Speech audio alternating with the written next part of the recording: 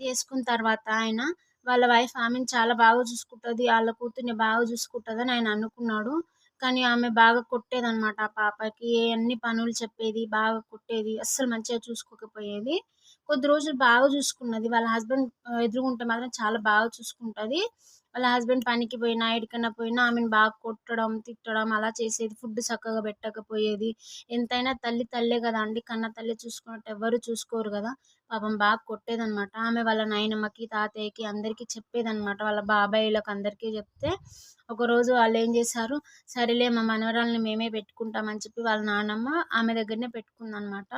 చాలా బాగా చూసుకున్నది. స్కూలుకి పంపించేది, బాగా చూసుకునేది.